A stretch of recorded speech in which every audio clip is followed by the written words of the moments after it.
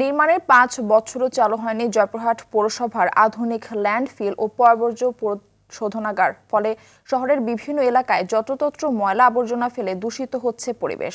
পয়ঃবর্জ্য পরিশোধনাগারটি চালু না হওয়ায় পৌর সংশ্লিষ্টদের অব্যবস্থাপনাকে দায়ী করছে স্থানীয়রা। তদন্ত করে চালুর দাবি তাদের। জয়পুরহাট প্রতিনিধি রাশেদুজ্জামানের প্রতিবেদন, জানাচ্ছেন ইমরুল কায়েস।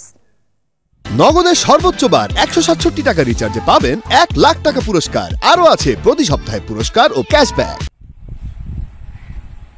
দৃশ্যমান এই প্রকল্পটি জয়পুরহাটের আধুনিক ল্যান্ডফিল ও পয়ঃবর্জ্য পরিশোধনাগার। ২০১৮ সালে নির্মাণ কাজ শুরু করা প্রকল্পটি ২০১৯ সালে পৌর কর্তৃপক্ষের কাছে হস্তান্তর করা হয়। নির্মাণে ব্যয় হয় প্রায় ৫,৭২,০০,০০০ টাকা।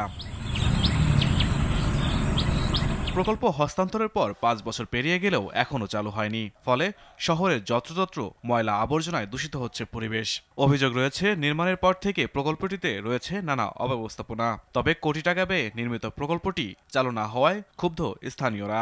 এই বজ্র শোধনাগারটি যদি চালু হয়, আমাদের এই অত্র এলাকার সকলে উপকৃত হবে এবং বেকার কর্মসংস্থানের ব্যবস্থা হবে। যেহেতু আমাদের এলাকায় একটা বজ্র শোধনাগার হয়েছে, এলাকার লোকের কর্মসংস্থান হবে, প্লাস আমাদের এলাকার উন্নতি হবে। কিন্তু পরবর্তী দেখা যাচ্ছে যে ভূতের অবস্থা এখনো পড়ে আছে। বহু টাকা আত্মসাৎ করার পর এটা এখনো পড়ে আছে। যদি এটা উদ্বোধন করা হয় বা কাজ চালু হয়, তাহলে আমাদের উপকার হয়। কবে নাগাদ এই প্রকল্পটি চালু হবে বলতে পারেন না দায়িত্বে থাকা কর্মকর্তারাও। এই প্রজেক্টের কার্যক্রম বিষয়ে আমরা সঠিক বলতে পারবো না।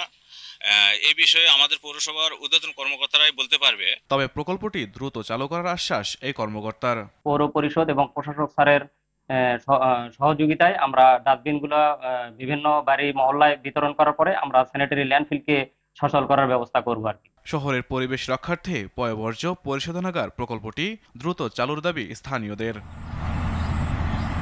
ইমরুল কায়েস, RTV।